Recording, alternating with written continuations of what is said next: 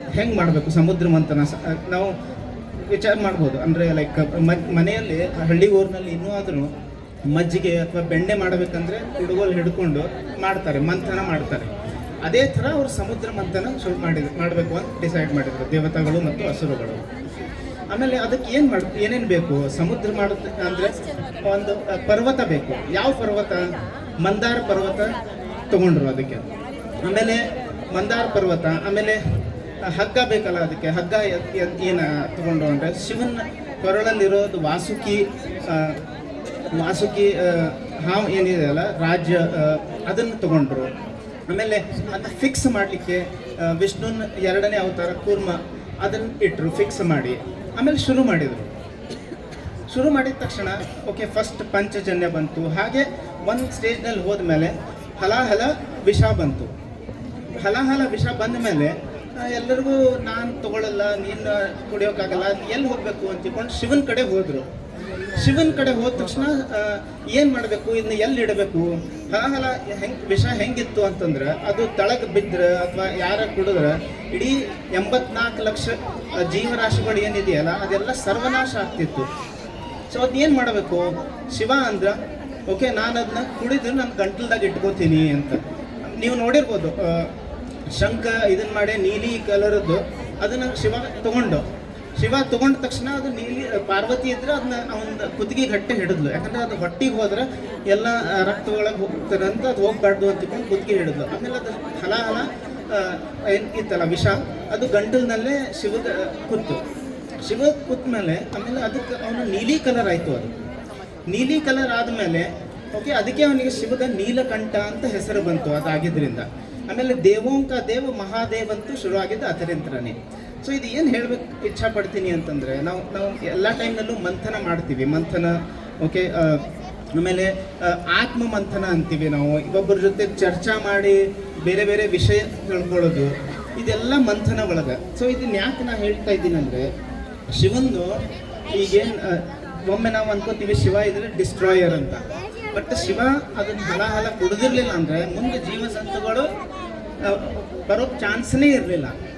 So ಅದಕ್ಕೆ ನಾವು ಶಿವನಿಗೆ ನಾವು ಯಾವಾಗಲೂ ಮೇಲೆ ಕಟ್ಟೋದು, ಯಾವಾಗಲೂ ಇದನ್ನು ಮಾಡೋದು. ಹಸುರಾಗಲಿ ಅಥವಾ ದೇವತೆ ಆಗಲಿ ಎಲ್ರಿಗೂ ಶಿವ ಒಲಿತಾನೆ ಬೇಗ. ಸೊ ಇದರಿಂದ ಆಮೇಲೆ ಶಿವಗೆ ಏನಾಯಿತು ಅದನ್ನು ಮಾಡೋದ್ರಿಂದ ಓಕೆ ಅವನಿಗೆ ಶಿವರಾತ್ರಿಗೆ ಎದಕ್ಕೆ ಸಂಬಂಧ ಅಂದರೆ ಶಿವ ವಿಷ ಕುಡಿದ ಮೇಲೆ ಅವನಿಗೆ ನಿದ್ದೆ ಬರೋಕ್ಕೆ ಶುರುವಾಯಿತು. ಆಮೇಲೆ ಅದು ವಿಷದಿಂದ ಭಯಂಕರ ಒಂದು ಮೈ ಎಲ್ಲ ಬಿಸಿ ಆಯಿತು. ಸೊ ಅದರಿಂದ ಶಿವ ಇದ್ರೆ ಅವನಿಗೆ ಜಲಾಭಿಷೇಕ ಶುರು ಮಾಡಿದರು. ಜಲಾಭಿಷೇಕ ರಾತ್ರಿ ಎಲ್ಲ. ಆಮೇಲೆ ಎಲ್ಲರೂ ಭಜನೆ ಶುರು ಮಾಡಿದರು. ಅದನ್ನು ನೆನೆಸ್ಕೊಳ್ಳಿಕ್ಕೆ ನಾವು ಈಗ ಶಿವರಾತ್ರಿ ಮಾಡ್ತೀವಿ. ಸೊ ಅದೇ ಶಿವರಾತ್ರಿ ಅದು ಹೆಂಗೆ ನಮಗೆ ಈಗ ಸಮುದ್ರ ಮಂಥನ ಆಯಿತು ಬಂದು. ಆಮೇಲೆ ಈಗ ನೀವೆಲ್ಲ ನೋಡಿರ್ಬೋದು ಕುಂಭ ಮೇಳದಾಗ ಓಕೆ. ಸೊ ಕುಂಭ ಮೇಳದಾಗ ನೀವು ಲಾಸ್ಟ್ ಬಂದಿದ್ದು ಅಮೃತ ಕಲಶ. ಅದನ್ನು ಧನ್ವಂತರಿ ದೇವರು ತೊಗೊಂಡು ಬಂದರು. ಅದನ್ನ ಧನ್ವಂತರಿ ತೊಗೊಂಡು ಬಂದ ಮೇಲೆ ಯುದ್ಧ ಶುರು ಆಯಿತು. ದೇವತೆಗಳು ಅಂದರು ಓಕೆ ನಮಗಿನ್ನ ಹಸುರಕ್ಕೆ ಕೊಡೋದು ಬೇಡ ಅಮೃತ. ಸೊ ಅದನ್ನು ತೊಗೊಂಡು ಓಡೋಗ್ಲಿಕ್ಕೆ ಶುರು ಮಾಡಿದರು. ಓಡೋಗ್ಲಿಕ್ಕೆ ಅಂದಮೇಲೆ ಅವ್ರನ್ನ ದೇವತೆಗಳನ್ನ ಚೇಸ್ ಮಾಡ್ಲಿಕ್ಕೆ ಶುರು ಮಾಡಿದರು. ಆಮೇಲೆ ಅವರು ಎಲ್ಲ ಕಡೆ 12 ದಿನ ಹೋದರು. 12 ದಿನ ಬೇರೆ ಬೇರೆ ಜಾಗದಲ್ಲಿ ಎಲ್ಲಿ ಇಟ್ಟರಲ್ಲ ಅಲ್ಲಿ ಅಥವಾ ಎಲ್ಲಿ ಒಂದು ಡ್ರಾಪ್ ಬಿತ್ತಲ್ಲ ಅವೇ 4 ಕ್ಷೇತ್ರ ನಾವು ಕುಂಭ ಆಚರಿಸ್ತೀವಿ. ಒಂದು ಯಾವುದು ಮೊದಲನೇದು ಓಕೆ ಪ್ರಯಾಗ್ರಾಜ್, ಈ ಟೈಮ್ ಆಯ್ತಲ್ಲ ಅದು. ಸೆಕೆಂಡು ಹರಿದ್ವಾರ, ಥರ್ಡು ಉಜ್ಜಯಿನಿ, ಆಮೇಲೆ 4th ನಾಸಿಕ್. ಈ 4 ಜಾಗ ಕಡೆ ನಾವು ಹೋಗಿ ಮಾಡಿದ್ವಿ. ದೇವರಿಗೆ 12 ದಿನ ಅಂದರೆ ನಮಗೆ 12 ದಿನ ಅಂದರೆ 1 ವರ್ಷ ಇದ್ದಂಗೆ. 1 ದಿನ ಅಂದರೆ ದೇವರಿಗೆ 1 ವರ್ಷ ಇದ್ದಂಗೆ ನಮಗೆ. ಸೊ ನಾನು ಯಾಕೆ ಹೇಳ್ತಿದ್ದೀನಿ ಅಂದರೆ ಗುರುಗ್ರಹ ಏನಿದೆಯಲ್ಲ ಓಕೆ ನಮ್ಮ ಸೌರಮಂಡಲದಾಗ ಗುರುಗ್ರಹ ಎಲ್ಲರಿಗಿಂತ ದೊಡ್ಡ ಗ್ರಹ. ಸೊ ಗುರುಗ್ರಹನು ಒಂದು ಪ್ರದಕ್ಷಿಣ ಅಥವಾ ಒಂದು ಸೈಕಲ್ ಮಾಡಬೇಕು ಸೂರ್ಯನಿಗೆ ಅಂದರೆ 12 ವರ್ಷ ತಗೋತಾರೆ. ಸೊ ಅದರ ಪ್ರಕಾರ ದೇವರದನ್ನು ದಿವಸಗಳು ಲೀನಿಯರ್ ಆಗಿ ಇರುತ್ತೆ ಅವ್ರದ್ದು 12 ವರ್ಷಕ್ಕೂ ಅಂದರೆ 12 ದಿನ ಅವರಿಗೆ. ಸೊ ಇದು ಕುಂಭಮೇಳ ಆದಮೇಲೆ ಅಮೃತ ಆಗಿದ್ದು 12 ದಿನ. ಸೊ ನಾನು ಏನು ಹೇಳ್ಬೇಕಂತಂದರೆ ಗುರುಗ್ರಹಕ್ಕೆ ಏನು ಸಂಬಂಧಪ್ಪ? ಗುರುಗ್ರಹ ತುಂಬ ದೊಡ್ಡ ಗ್ರಹ ಸೋಲಾರ್ ಮಂಡಲ್ನಲ್ಲಿ. ಅಲ್ಲಿ ಎಲ್ಲಿ ಯೂಸ್ ಆಗ್ತಾರೆ ಅಂದ್ರೆ ಅದಕ್ಕೆ ಗುರುತ್ವಾಕರ್ಷಣ ಬಲ ಸಿಕ್ಕಾಪಟ್ಟೆ ಜಾಸ್ತಿ ಇರುತ್ತೆ ಕಂಪೇರ್ಡ್ ಟು ಈಗ ಏನಂದರೆ ಆಸ್ಟ್ರಾಯ್ಡು, ಆಮೇಲೆ ಏನಾದರೂ ಹೊರಗಿನ ಏನು ಪದಾರ್ಥ ಬಂತು ಹಿಡಿಬೇಕು ಅಂದ್ರೆ ಭೂಮಿಗೆ ಅಪ್ಪಳಿಸ್ಬೇಕು ಅಂತಂದರೆ ಗುರು ಅದನ್ನು ತನ್ನ ಕಡೆ ಸೆಳ್ಕೋತದೆ. ಸೊ ಅದರಿಂದಲೇ ಗುರುತ್ವಾಕರ್ಷಣ ಶಬ್ದ ಬಂದಿರೋದು ಗುರುಗ್ರಹದಿಂದನೇ. ಸೊ ಇದೇನಂದರೆ ಲೈಕ್ ನಮ್ಮ ಹಿರಿಯರಿಗೆ ಮೊದಲಿನಿಂದನೇ ಗೊತ್ತಿತ್ತು ಗುರುಗ್ರಹ 12 ವರ್ಷ ತಗೋತಾರೆ, ಕುಂಭ ನಾವು ಸಾವಿರ ವರ್ಷಗಳಿಂದ ಮಾಡ್ತಾ ಇದ್ದೀವಿ. ಸೊ ಈಗ ನಾನು ಏನು ಹೇಳಬೇಕು ಅಂತ ಮಾಡಿದ್ದೀನಿ ಅಂದರೆ, ಓಕೆ, ಒಂದು ಕುಂಭ ಯಾವಾಗನಿಂದಲೂ ಮಾಡ್ತಾ ಇದ್ವಿ. ಸ್ವಲ್ಪ ಟೈಮ್ನಲ್ಲಿ 8ನೇ ಶತಮಾನದಲ್ಲಿ ಅದು ಬರ್ಬರ್ತಾ ಕಮ್ಮಿ ಹಾಕೋದು ಬಂತು ಅಂತಂದರೆ ಬುದ್ಧಿಸಮ್ ಜಾಸ್ತಿ ಆಯ್ತು. ಇದೇನು ಯಾವುದಕ್ಕೂ ಕೀಳು ಮಾಡೋದಿಲ್ಲ, ಬಟ್ ಏನಾಯಿತು ಅಂದ್ರೆ ಮಂದಿ ತುಂಬ ಲಿಬರಲ್ ಆಗಿಬಿಟ್ರು. ಲಿಬರಲ್ ಆದಮೇಲೆ ಶಂಕರಾಚಾರ್ಯರು ಇಡೀ ಭಾರತ ಪ್ರವಾಸ ಎಲ್ಲ ಮಾಡಿದರು. ಭಾರತ ಪ್ರವಾಸ ಮಾಡಿದಾಗ ಓಕೆ ಅವರು ಹಿಮಾಲಯಕ್ಕೆ ಹೋದರು, ಎಲ್ಲರಿಗೂ ಭೇಟಿ ಆದರು. ಅಲ್ಲಿ ಅವರು ನಾಗಾ ಸಾಧುಸು, ಅಗೋರೀಸು, ಹಿಂಗೆ 13 ಅಖಾಡ ಜೊತೆ ಮಾತಾಡಿದರು. ಏನು ಮಾತಾಡಿದರು ಅಂತಂದ್ರೆ, ಒಂದು ನಮ್ಮ ಹಿಂದೂ ಸನಾತನ ಇದ್ರೊಳಗೆ ಮೋಕ್ಷ ಪ್ರದಾಯಕ್ಕೆ ನಾವು ಭಾಳ ಮಹತ್ವ ಕೊಡ್ತೀವಿ, ಅಂದರೆ ಲಿಬರೇಷನಿಗೆ. ಬಟ್ ಏನಂದರೆ ಮೋಕ್ಷ ಪ್ರದಾನ ಒಂದಾಯಿತು, ಇನ್ನೊಂದು ನಮ್ಮ ಹಿಂದೂ ಸಮಾಜನ ಜಾಗೃತಗೊಳಿಸಬೇಕು, ಅದು ಒಂದು ಮುಖ್ಯ ಇದು. ಸೊ ಅದಕ್ಕೆ ನಾಗಾ ಸಾಧು, ಈ ಅಗೋರಾಜು 13 ಅಖಾಡ ಜೊತೆ ಮಾಡಿ ಅವರಿಗೆ ಈ ಹಿಂದೂ ಸಮಾಜನ ನೀವು ಉಳಿಸ್ಬೇಕು ಅನ್ನೋದು ಒಂದು ಇದು ಮಾಡಿ, ಹೆಂಗೆ ಉಳಿಸ್ಬೇಕು, ನೀವು ಯಾರು ಎಲ್ಲಿ ನೀವು ಬಂದು ಭೇಟಿ ಆಗಬೇಕು ಅಥವಾ ಎಲ್ಲಿ ನೀವು ಜಾಯ್ನ್ ಆಗಬೇಕು ಅನ್ನೋ ಅದಕ್ಕೆ ಅವರು ಕುಂಭ ಶುರು ಮಾಡಿದ್ರು. ಕುಂಭ ಒಳಗೆ ನೀವು ಬರಬೇಕು ಸಾಧುಗಳು ಅದೆಲ್ಲ. ಯಾಕಂದ್ರೆ ನಾಗಾ ಸಾಧುಗಳು ಈಗಿನ ಪ್ರಕಾರ 4 ಲಕ್ಷ ಜನ ರಿಜಿಸ್ಟರ್ಡ್ ಇದ್ದಾರೆ. ಸೊ 4 ಲಕ್ಷ, ಆಮೇಲೆ ಬೇರೆ ಅಖಾಡದಲ್ಲೂ ತುಂಬ ಜನ ಇದ್ದಾರೆ. ಸೊ ಅವರೆಲ್ಲ ಹಿಂದೂ ಸಮಾಜದ ಏಳಿಗೆಗಾಗಿನೇ ಕೆಲಸ ಮಾಡೋದು. ಸೊ ಅದರದ ಮಹತ್ವ ಅದನ್ನು ಶುರು ಮಾಡಿದ್ದು ಶಂಕರಾಚಾರ್ಯರು. ಅದಕ್ಕೆ ನಾವು ಅವರಿಗೆ ಆದಿ ಶಂಕರಾಚಾರ್ಯರು ಅಂತ ಹೇಳ್ತೀವಿ. ಇಲ್ಲಿವರೆಗೂ ಅವ್ರು ಮಾಡಿರೋದು ಇದರಿಂದ. Okay, next. ಸೊ ನೀವು ಈ ಟೈಮ್ ನೋಡ್ಬೋದು, ಮೋರ್ ದೆನ್ 62 ಕೋಟಿ ಜನ ಹೋಗಿ ಅಮೃತ ಸ್ನಾನ ಮಾಡಿದರು, ವಿಚ್ ಈಸ್ ಆಲ್ಮೋಸ್ಟ್ ನಮ್ದು 45% ನಮ್ಮ ದೇಶದ ಪಾಪ್ಯುಲೇಷನ್ದಷ್ಟು ಆಯಿತು. ಅದು ಅಷ್ಟು ಜನ ಹೋಗಿ ಅಲ್ಲಿ ಮಾಡಿದರು. ಅಂದರೆ ಇನ್ನೂ ನಮ್ಮ ಜನರಿಗೆ ಅಲ್ಲಿ ಹೋದರೆ ಔಷಧಿ ಗುಣ ಅದ, ಎಲ್ಲ ಕಡೆನೂ ಎಲ್ಲಿ ಇರುತ್ತಲ್ಲ ಅಲ್ಲಿ ಅಮೃತದ ಇದು ಇದೆ ಅಂತ ಅನ್ನೋ ನಂಬಿಕೆಯಿಂದ ನಾವು ಹೋಗಿರೋದು. ಕುಂಭಮೇಳಕ್ಕೆ ಹೋಗಿ ಅದನ್ನೆಲ್ಲ ಮಾಡಿರ್ಬೋದು. ಸೊ ನಮ್ಮ ಹಿಂದೂ ಸಮಾಜ ಇದನ್ನು ಮಾಡಲಿಕ್ಕೆ ಭಯಂಕರ ಇದನ್ನು ಯಾಕೆ ನಾನು ಹೇಳ್ತಿದ್ದೀನಂದರೆ, ಸಮುದ್ರ ಮಂಥನ ಆಯಿತು, ಅಲ್ಲಿಂದನೇ ಶಿವರಾತ್ರಿ ಆಯಿತು, ಅಲ್ಲಿಂದನೇ ಮುಂದೆ ಕುಂಭ ಬಂತು, ಅಮೃತ ಬಂತು, ಅದು ಮುಂದೆ ಆಮೇಲೆ ನಾವು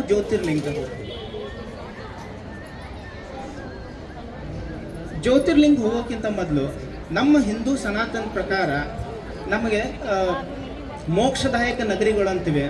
ಆಮೇಲೆ 12 ಜ್ಯೋತಿರ್ಲಿಂಗ ಅಂತಿದೆ, 64 ಶಿವಲಿಂಗಗಳು, ಬೇರೆ ಬೇರೆ ಪ್ರಕಾರ ಶಿವಲಿಂಗ ಇದೆ. ಆಮೇಲೆ 51 ಶಕ್ತಿ ಪೀಠಗಳಿವೆ. ಸೊ ನಾವು ಮೋಕ್ಷದಾಯಕ ನಗರಿಗಳು ಅಂದರೆ ಯಾವುದು? ಅಯೋಧ್ಯ, ಮಥುರಾ, ಮಾಯಾ, ಕಾಶಿ, ಕಂಚಿ, ಅವಂತಿಕಾ, ಪುರಿ, ದ್ವಾರಕಾ ಆಯಿ, ಚೈರೆ, ಸಪ್ತತಿ ಮೋಕ್ಷದಾಯಕ. ಸೊ ಇವು ಏನಂದರೆ ಲೈಕ್ ಅಯೋಧ್ಯ, ಆಮೇಲೆ ನಮ್ಮದು ಮಥುರಾ, ಆಮೇಲೆ ಹರಿದ್ವಾರ, ಆಮೇಲೆ ಕಾಶಿ, ಆಮೇಲೆ ಕಂಚಿ, ಆಮೇಲೆ ಉಜ್ಜಯಿನು, ಆಮೇಲೆ ಪೂರಿ, ಆಮೇಲೆ ದ್ವಾರಕಾ ಮತ್ತು ಗಯಾ, ಇವೆಲ್ಲನೂ ನಮ್ಮದು ಮೋಕ್ಷದಾಯಕ ನಗರಿಗಳು. ಮೋಕ್ಷದಾಯಕ ನಗರಿಗಳು ಯಾಕೆ ಮಾಡ್ಯಾರ ಅಂತಂದ್ರೆ, ಒಂದು ಲಿಬರೇಷನ್ ಸಂಬಂಧ, ಈ ಸಾವ ಮೃತ್ಯು ಎರಡರಿಂದನೂ ಪಾರಾಗೋ ಸಂಬಂಧ ಮಾಡಿರೋದು ಇದು. ಇನ್ನು ನಾವು ಜ್ಯೋತಿರ್ಲಿಂಗ ಕಡೆ ಹೋಗೋಣ. ಜ್ಯೋತಿರ್ಲಿಂಗ ಮಹತ್ವೇನು? ಜ್ಯೋತಿರ್ಲಿಂಗ ನಮ್ಮಲ್ಲಿ ಸೋಮನಾಥ, ಓಕೆ, ಆಮೇಲೆ ಸೋಮನಾಥ, ಆಮೇಲೆ ಮಲ್ಲಿಕಾರ್ಜುನ. ಫಸ್ಟ್ ಸೋಮನಾಥ, ಮಲ್ಲಿಕಾರ್ಜುನ, ಆಮೇಲೆ ಓಂಕಾರೇಶ್ವರ, ಮಹಾಕಾಲ. ಸೊ ಈ ಥರ ಹಲವು ಬೇರೆ ಬೇರೆ ಇದರಲ್ಲಿ ನಮ್ಮದು ಜ್ಯೋತಿರ್ಲಿಂಗ ಇದೆ. ಸೊ ಹೆಂಗೆ ಕನೆಕ್ಟೆಡ್ ಇದೆ ಒಂದು ಜ್ಯೋತಿರ್ಲಿಂಗದ ಇನ್ನೊಂದು ಕನೆಕ್ಟ್ ನಾವು ನೋಡೋಣಂತೆ ಅದಕ್ಕೆ. ಓಕೆ, ಫಸ್ಟು ಸೋಮನಾಥ್ ಎಲ್ಲನೂ ಕವರ್ ಮಾಡಲ್ಲ ನಾನು, ಟೈಮ್ ಅಭಾವ ಇರೋದ್ರಿಂದ ಮೇನ್ ಏನೇನಿದೆ ಅದನ್ನೆಲ್ಲ ಕವರ್ ಮಾಡ್ತೀನಂತೆ. ಫಸ್ಟ್ ನೆಕ್ಸ್ಟ್ ಹೋಗಿ. ಫಸ್ಟು ಸೋಮನಾಥ ಬಂದಿರೋದು ಚಂದ್ರನ ಅಂತ. ಸೋಮನಾಥ್ ಅಂತ ಹೆಸರು ಬಂದಿದ್ದು ಸೋಮೇಶ್ವರ ಚಂದ್ರ ಅನ್ನ ಸ್ಥಾಪನೆ ಮಾಡಿದ್ದು. ಹೆಂಗೆ ಚಂದ್ರ ಸ್ಥಾಪನೆ ಮಾಡಿದ? ಚಂದ್ರ ದಕ್ಷ ಪ್ರಜಾಪತಿ ಮಕ್ಕಳನ್ನು ಲಗ್ನ ಆದ 27 ಜನರನ್ನು. ಅವಾಗ ಲಗ್ನ ಆಗೋ ಟೈಮ್ದಾಗ ದಕ್ಷ ಪ್ರಜಾಪತಿ ಹೇಳಿದರು, ನೀವು ಎಲ್ಲರಿಗೂ ಸಮಾಗಿ ನೋಡಬೇಕು ನೀನು ಅಂತ. ಬಟ್ ಚಂದ್ರ ರೋಹಿಣಿ ಅನ್ನೋ ಹೆಂಡತಿ ಮೇಲೆ ಜಾಸ್ತಿ ಟೈಮ್ ಇದನ್ನು ಸ್ಪೆಂಡ್ ಮಾಡ್ತಿದ್ರು.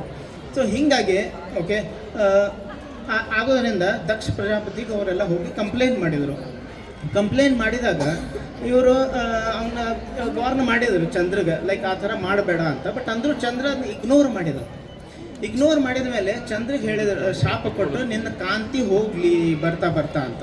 ಆಮೇಲೆ ಚಂದ್ರ ಬರ್ತಾ ಚಂದ್ರನ ಕಾಂತಿ ಹೋಗೋಕೆ ಶುರು ಆಯಿತು. ಆಮೇಲೆ ಚಂದ್ರಗೆ ಏನು ಮಾಡಬೇಕಪ್ಪ ಅಂತ. ಆಮೇಲೆ ಅವ್ರು ಚಂದ್ರ ಬ್ರಹ್ಮದೇವರ ಕಡೆ ಹೋದರು, ಏನು ಮಾಡ್ಬೇಕು ನಾನು, ಇದ್ರ ಉಪಾಯ ಏನದ ನನಗೆ, ನಾ ಇದರಿಂದ ಹೆಂಗೆ ಪ್ರಾಯಶ್ಚಿತ್ತ ಮಾಡ್ಕೋಬೇಕು ಅಂತ. ಅವಾಗ ಬ್ರಹ್ಮದೇವ್ ಹೇಳಿದರು, ನೀನು ಮೃತ್ಯುಂಜಯ ಹೋಮ ಮಾಡು, ಆಮೇಲೆ ಹೋಗಿ ಈಶ್ವರಲಿಂಗನ ಸ್ಥಾಪನಾ ಮಾಡು ಅಂತ.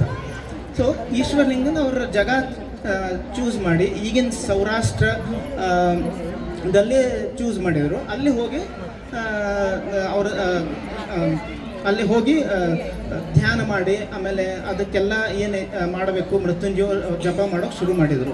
ಅವಾಗ ಶಿವ ಅವ್ರಿಗೆ ಮೆಚ್ಚಿದ ಮೇಲೆ ಓಕೆ ಅಲ್ಲಿ ಈಶ್ವರಲಿಂಗ ಸ್ಥಾಪನೆ ಮಾಡಿದರು.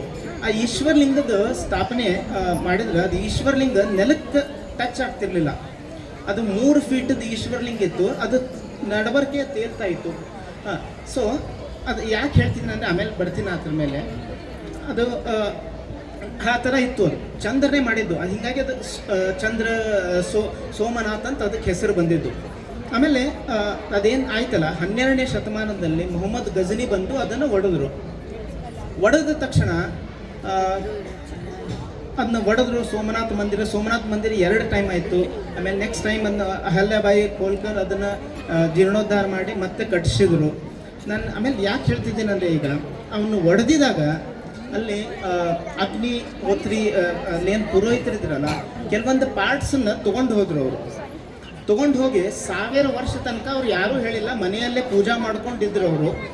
ಈಗ ಲಾಸ್ಟ್ ಅವರು ಕಂಚಿ ಕಾಮಕೋಟಿ ಇವರಿಗೆ ಹೋಗಿ ಕೇಳಿದರು, ಲೈಕ್ ಇದನ್ನು ಹಿಂಗೆ ನಮ್ಮ ಪೂರ್ವಜರು ತೊಗೊಂಡು ಬಂದಿದ್ದಾರೆ, ನಾವು 1000 ವರ್ಷದಿಂದ ಅದನ್ನು ಪೂಜಾ ಮಾಡ್ತಾ ಇದ್ದೀವಿ. 1924ನೇ ಇಸ್ವಿ ಒಳಗೆ ಅವ್ರು ಹೋಗಿ ಕೇಳಿದರು ಏನು ಮಾಡಬೇಕು ಅಂತ. ಅವಾಗ ಅವ್ರು ಹೇಳಿದ್ರು, ಇನ್ನು 100 ವರ್ಷ ನೀವು ಅದನ್ನು ಓಪನ್ ಮಾಡಬೇಡಿ, ನೀವು ಹಾಗೆ ಇಟ್ಕೊಂಡು ಇರ್ರಿ.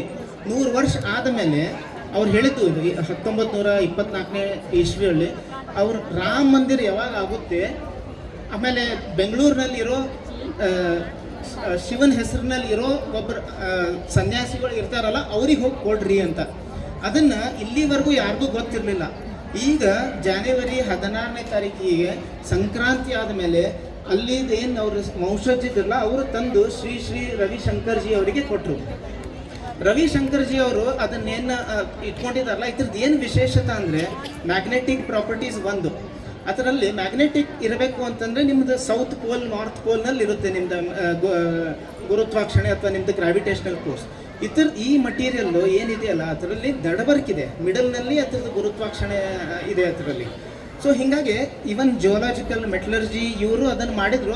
ಅವಾಗ ಅವ್ರು ಹೇಳಿದರು, ಈ ಮೆಟಲ್ಲು ಈ ನಮ್ಮ ಭೂಮಂಡಲದಲ್ಲಿ ಎಲ್ಲೂ ಸಿಗಲ್ಲ, ಈ ಮೆಟಲ್ ಎಲ್ಲೂ ನಮ್ಮಲ್ಲಿ ಸಿಗ್ಲಿಕ್ಕೆ ಸಾಧ್ಯನೇ ಇಲ್ಲ, ಇದು ಹೊರಗಿನಿಂದೇ ಬಂದಿರೋದು ಮೆಟಲ್ ಇದು.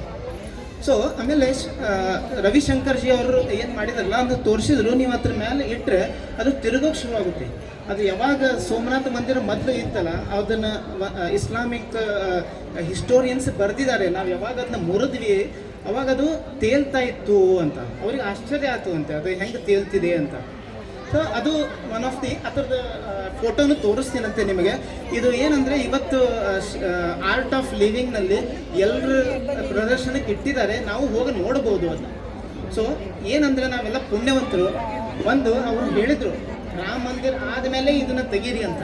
ಸೊ ವಿಚಾರ ಮಾಡಿ, ಲೈಕ್ ಅವ್ರಿಗೆ ಎಷ್ಟು ಪ್ರಭಾವ ಇತ್ತು, ಅವರು ಎಷ್ಟು ಮುಂದಾಲೋಚನೆ ಇತ್ತು. ಆಲ್ಮೋಸ್ಟ್ 100 ವರ್ಷ ಆದಮೇಲೆ ಹೇಳಿದರು ಅವರು, ಇದು ಆದಮೇಲೆ ನೀವು ಶುರು ಮಾಡಬೇಕು ಅಂತ. ಅಷ್ಟು ಪವರ್ಫುಲ್ ಇದೆ ಅಂತ ನಾನು ಹೇಳೋದು. ಅದನ್ನು ತೋರಿಸ್ತೀನಂತೆ ಆದಮೇಲೆ. ಇನ್ನೊಂದು ನೆಕ್ಸ್ಟು ಕೇದಾರ್ನಾಥ್. ಸೊ ಕೇದಾರ್ನಾಥ್ ಹೆಂಗೆ ಬಂತು, ಯಾರು ಅದನ್ನ ಕಟ್ಟಿಸಿದ್ರು ಕೇದಾರ್ನಾಥ್ ನಮಗೆಲ್ಲ ಮಹಾಭಾರತ ಯುದ್ಧ ಗೊತ್ತಿದೆ. ಮಹಾಭಾರತ ಯುದ್ಧ ಆದಮೇಲೆ ಓಕೆ ಬ್ರಹ್ಮ ಹತ್ಯೆ ಮಾಡಿದರು, ಅಣ್ಣತಮ್ಮಂದ್ರ ಹತ್ಯೆ ಮಾಡಿದರು ಪಾಂಡವರು. ಹತ್ಯೆ ಮಾಡಿದ ತಕ್ಷಣ ಎಲ್ಲರೂ ಹೇಳಿದರು ಲೈಕ್ ನೀವು ಪ್ರಾಯಶ್ಚಿತ್ತ ಮಾಡಬೇಕು ಅಂತ. ಪ್ರಾಯಶ್ಚಿತ್ತ ಮಾಡಬೇಕು ಅಂತಂದ್ರೆ ಶಿವನ ಕಡೆ ಹೋದರು. ಶಿವಗೆ ಭಯಂಕರ ಸಿಟ್ಟು ಬಂದುಬಿಟ್ಟಿತ್ತು, ಮಹಾಭಾರತ ಯುದ್ಧ ಒಳಗೆ ಎಲ್ಲ ತುಂಬ ಅನ್ಯಾಯ ಆಗಿದೆ ಅಂತ ಅಂದ್ಕೊಂಡು. ಸೊ ಶಿವ ಕಾಶಿಗೆ ಹೋದಾಗ ಅಲ್ಲಿ ಸಿಗಲಿಲ್ಲ ಅವರಿಗೆ.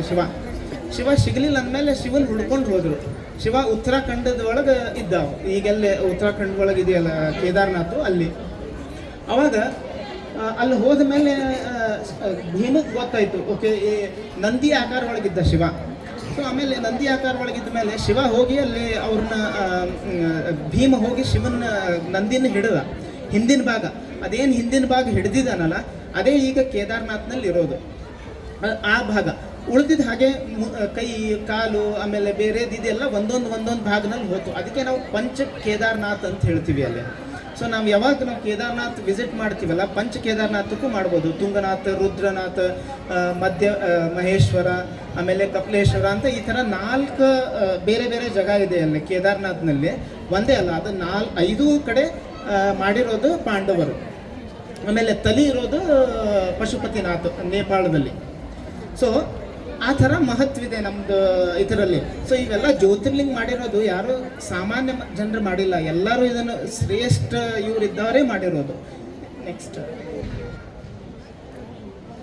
ನೆಕ್ಸ್ಟು ಕಾಶಿ ನಿಮಗೆಲ್ಲ ಗೊತ್ತಿದೆಯಲ್ಲ. ಕಾಶಿ ಅಂದರೆ ಮುಕ್ತಿಧಾಮ ಅನ್ಬೋದು ನೀವು. ಅಲ್ಲಿ ವಿಶ್ವನಾಥ ಇರ್ತಾನಲ್ಲಿ ಅದು. ಆಮೇಲೆ ಏನಂದರೆ ಕಾಶಿಗೆ 10,000 ವರ್ಷದ ಇತಿಹಾಸ ಇದೆ. ಇದು one of the oldest cities in the world.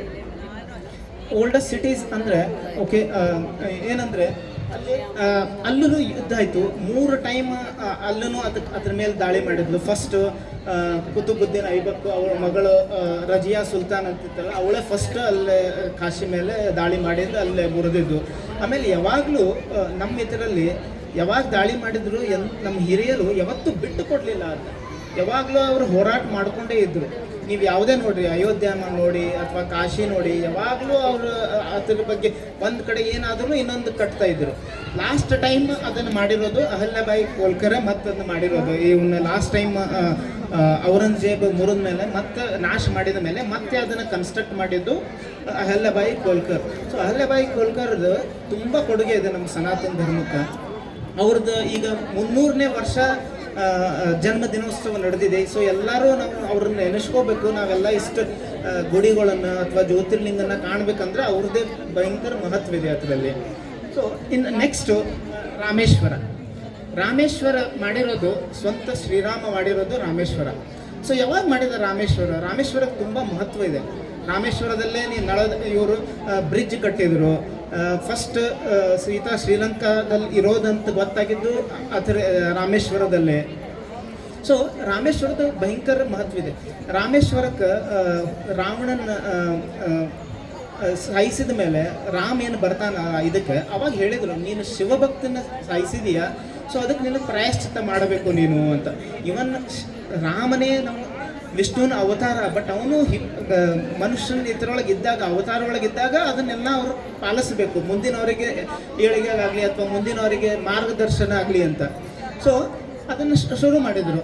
ಆವಾಗ ಆ್ಯಸ್ ಯೂಶ್ವಲ್ ಹನುಮಂತರಿಗೆ ಹೇಳಿದರು ನೀನು ಹೋಗಿ ಕೈಲಾಸ ಪರ್ವತನಲ್ಲಿ ಹೋಗಿ ಲಿಂಗನ ತೊಗೊಂಡು ಬಾ ಈಶ್ವರ ಕಡೆ ಅಂತ. ಹಾಗೆ ಹನುಮಂತರು ಹೋದರು ಕೈಲಾಸ ಪರ್ವತಕ್ಕೆ. ಆವಾಗ ಶಿವ ಧ್ಯಾನದಲ್ಲಿ ಕೂತ್ಕೊಂಡಿದ್ದು. ಸೊ ಅವ್ರನ್ನ ಎಬ್ಬಿಸೋ ಥರ ಇರಲಿಲ್ಲ. ಸೊ ಇಲ್ಲಿ ಟೈಮ್ ಆಗ್ತಾಯಿತ್ತು. ಹಾಗೆ ಆಮೇಲೆ ಎಲ್ಲರೂ ಹೇಳಿದ್ರು ಬ್ರಹ್ಮ ಮುಹೂರ್ತ ಮುಗಿಯುತ್ತೆ, ನೀವು ಮಾಡಿಬಿಡಿ ಅಂತ. ಅವಾಗ ಸೀತಾದೇವಿ ತೊಗೊಂಡು ಓಕೆ ಉಸುಕು ತೊಗೊಂಡು ಅದರಿಂದಲೇ ಮಾಡು ಅಂತ ಹೇಳಿದರು. ಇಬ್ಬರು ಕೂಡಿಸಿ ರಾಮ ಮತ್ತು ಸೀತಾ ಕೂಡಿಸಿ ಲಿಂಗವನ್ನು ಮಾಡಿ ಪ್ರತಿಷ್ಠಾಪನೆ ಮಾಡಿದರು. ಅದಾದಮೇಲೆ ಹನುಮಂತ ಬಂದು ನೋಡ್ತಾರೆ, ಓಕೆ ಎಲ್ಲ ಪ್ರಾಣ ಪ್ರತಿಷ್ಠಾಪನೆ ಮುಗಿದು ಬಿಟ್ಟಿದೆ. ಅವರಿಗೆ ಸ್ವಲ್ಪ ನಿರಾಶೆ ಆಯಿತು ಹನುಮಂದೇವರಿಗೆ. ಏನಪ್ಪ ನಾನು ಇಷ್ಟು ಹೋಗಿ ಅಲ್ಲಿ ಹೋಗಿ ತೊಗೊಂಡು ಬಂದೆ, ಶಿವ ಕಾಯೋ ತನಕ ಅಂದರೆ ಧ್ಯಾನ ಮಾಡೋ ತನಕ ಇದ್ದು ಆಮೇಲೆ ಅದನ್ನು ತೊಗೊಂಡು ನಾನು ಇಸ್ಕೊಂಡು ಇಲ್ಲೆಲ್ಲ ಬರೋದ್ರಾಗ ಎಲ್ಲ ಮುಗಿಸ್ಬಿಟ್ಟಿದ್ದಾರೆ ಅಂತ. ಅದಕ್ಕೆ ರಾಮಗೆ ಹೇಳಿದ್ರು, ಏನು ಹಿಂಗೆ ಮುಗಿಸ್ಬಿಟ್ಟಿದೆಯಲ್ಲ ನೀನು ಅಂತ. ರಾಮ ಹೇಳಿದ್ರು, ತೆಗಿಯಪ್ಪ ನೀನು ಅದನ್ನ, ನಿನ್ನ ಇದ್ರಲ್ಲೇ ತೆಗಿ, ಅದನ್ನ ತೆಗೆದು ಇದನ್ನು ಮತ್ತೆ ಪ್ರಾಣ ಪ್ರತಿಷ್ಠಾಪನೆ ಮಾಡೋದು ಅಂತ. ಆಯಿತು ಅಂತ ತಿಳ್ಕೊಂಡು ಹನುಮಂದೇವರು, ಅಷ್ಟು ಶಕ್ತಿಶಾಲಿ ಹನುಮಂದೇವರು ಟ್ರೈ ಮಾಡಿದ್ರು ತಮ್ಮ ಬಲಗಡೆಯಿಂದ ತೆಗಿಯೋಕೆ ಆಗಲಿಲ್ಲ. ಆಮೇಲೆ ಎರಡು ಕೈದಿಂದ ಟ್ರೈ ಮಾಡಿದರು, ಅದನ್ನೂ ಆಗಲಿಲ್ಲ. ಹನುಮಂದೇವ್ರದ್ದು ಎಲ್ಲರಿಗಿಂತ ಶಕ್ತಿ ಅಂದರೆ ಒಂದು ಬಾಲ ಸುತ್ತಿ ಎಳೋಕೆ ಟ್ರೈ ಮಾಡಿದರು, ಒಂದು ಸ್ವಲ್ಪ ಮಿಸ್ಗಾಡೋಕ್ಕಾಗಲಿಲ್ಲ ಅದು. ಸೊ ಆಮೇಲೆ ಇದು ಏನಾಯ್ತಪ್ಪ, ಇದು ಏನು ಅಂತ ತಿಳ್ಕೊಂಡು ರಾಮನ ಕಡೆ ಬಂದು ನನಗೆ ಕ್ಷಮಿಸಿಬಿಡು, ನನ್ನ ತಪ್ಪಾಯಿತು, ನಾನು ಹಿಂಗೆ ಅದನ್ನ ತೆಗಿಯೋ ವಿಚಾರ ಮಾಡಬಾರ್ದಾಗಿತ್ತು ಅಂತ ರಾಮ ನಕ್ಕು ಹೇಳಿದ. ಅದು ಒಂದೇ ಅಲ್ಲ, ಇದನ್ನು ನಾವು ಸ್ಥಾಪನೆ ಮಾಡೋಣ ಅಂತ. ಒಂದು ರಾಮಲಿಂಗ ಅಂತೀವಿ, ಇನ್ನೊಂದಕ್ಕೆ ಲಿಂಗ ಅಂತ ಹೇಳ್ತೀವಿ ಅಲ್ಲ. ಸೊ ಈಗೂ ನೋಡಿದರೆ ನೀವು ರಾಮೇಶ್ವರನಲ್ಲಿ 2 ಲಿಂಗನೂ ನೀವು ನೋಡಬಹುದು. ಆಮೇಲೆ ರಾಮೇಶ್ವರದಲ್ಲಿ 22 ಹೊಂಡ ಇವೆ. ಸೊ ಅಲ್ಲಿ ಎಲ್ಲದಕ್ಕೂ ಸ್ನಾನ ಮಾಡಬೇಕು ಅಂತ ಹೇಳ್ತಾರೆ. ಆಮೇಲೆ ನಾವು ಇವು ಎಲ್ಲ ಜ್ಯೋತಿರ್ಲಿಂಗ ಅದೆಲ್ಲನೂ ನಮ್ಮ ಹಿಂದೂ ಸಮಾಜ ಅಥವಾ ಸನಾತನ ಧರ್ಮನ ಒಬ್ರಿಗೊಬ್ರು ಕನೆಕ್ಟೆಡ್ ಆಗೋ ಸಂಬಂಧ ಮಾಡಿರೋದು ಇದು. ಆಮೇಲೆ ನೀವು ಹೆಂಗೆ ಆಚಾರ ವಿಚಾರನೂ ಹೆಂಗಿರ್ತಾರೆ ಅಂದರೆ, ನೀವು ಕಾಶಿಗೆ ಹೋದ್ರೆ ಕಾಶಿಯಿಂದ ನೀವು ಗಂಗಾ ಜಲ ತೊಗೊಂಡು ಬಂದು ನೀವು ರಾಮೇಶ್ವರದಾಗ ಹಾಕಬೇಕು ಈಶ್ವರನ ಮೇಲೆ. ಆಮೇಲೆ ಈಶ್ವರನಲ್ಲಿ ಇರೋದಲ್ಲಿದ್ದು ಉಸುಕು ತೊಗೊಂಡು ಹೋಗಿ ನೀವು ಗಂಗಾ ನದಿಯೊಳಗೆ ಹಾಕಬೇಕು. ಸೊ ಅವಾಗೆ ನಿಮ್ದು ಯಾತ್ರಾ ಮುಗಿಯುತ್ತದೆ. ಸೊ ಈ ಥರ ನಮ್ದು ಎಲ್ಲರಿಗೂ ಕನೆಕ್ಟೆಡ್ ಇತ್ತು ಹಿಂದಿನ ಇದರಲ್ಲಿ. ಸೊ ನೆಕ್ಸ್ಟ್, ಸೊ ನಾನೇನು ಹೇಳ್ತಾ ಇದ್ದೆಯಲ್ಲ, ಅದು ಸೋಮನಾಥ್ ಮಂದಿರ ಒಳಗಿಂದ ಅದು ಅದು ಮುರಿದಿರೋದು, ಅದನ್ನು ಈಶ್ವರಲಿಂಗಾಗಿ ಮಾಡಿರೋದು. ಅದನ್ನು ಅದ್ರ ಮೇಲೆ ಇಟ್ಟರೆ ಅದು ತಿರುಗುತ್ತೆ. ಮೊದಲೂ ಇದ್ದಾಗ ಅದು ಆ ಥರನೇ ತಿರುಗ್ತಾ ಇತ್ತು. ಮೊದಲು ಏನು ಗಜನಿ ಮುರಿಯೋಕ್ಕಿಂತ ಮೊದಲು ಗಜನಿ ಏನು ಇಸ್ಲಾಮಿಕ್ ಹಿಸ್ಟೋರಿಯನ್ ಇದೆಲ್ಲ ಅವ್ರು ಮುರಿದ ಮೇಲೆ ಬರೆದಿದ್ರು. ಅದು 3 ಫೀಟ್ ಇತ್ತು, ಆಮೇಲೆ ಅದು ಭೂಮಿಯಂತ್ರ 2 ಫೀಟ್ ಮೇಲಿತ್ತು, ಅದು ತಿರುಗ್ತಾ ಇತ್ತು ಅಂತ. ಈಗೂ ನೋಡಿದರೆ ಅದು ತಿರುಗ್ಬೋದು. ನಾವು ಎಲ್ಲರೂ ಆ್ಯಕ್ಚುಲಿ ತುಂಬ ಅಂತ ನಾವು ಈಗೂ ಹೋಗಿ ನಾವು ನೋಡ್ಬೋದು. ಆರ್ಟ್ ಆಫ್ ಲಿವಿಂಗ್ನಲ್ಲಿದೆ. ಅವರು ಆಮೇಲೆ ಹೋಗಿ ಅದನ್ನು ಸೋಮನಾಥ್ನಲ್ಲಿ ಸ್ಥಾಪನೆ ಮಾಡ್ತಾರೆ. ಬಟ್ ಈ ಒಂದು ವರ್ಷ ಅವರು ಇಲ್ಲಿರುತ್ತೆ. ರಾಮನಾಥನಿಂದ ಸೋಮನಾಥ್ವರೆಗೂ ಎಲ್ಲ ಜ್ಯೋತಿರ್ಲಿಂಗ ದರ್ಶನ ಮಾಡ್ಕೊಂಡು ಆಮೇಲೆ ಹೋಗಿ ಅಲ್ಲೇ ಸೋಮನಾಥ್ ಒಳಗೆ ಅದನ್ನ ಪ್ರತಿಷ್ಠಾಪನೆ ಮಾಡ್ತಾರೆ. ಸತ್ಯಂ ಶಿವಂ ಸುಂದರಂ, ಶಿವನೇ ಸತ್ಯ ಶಿವನೇ ಸುಂದರ. ಧನ್ಯವಾದಗಳು.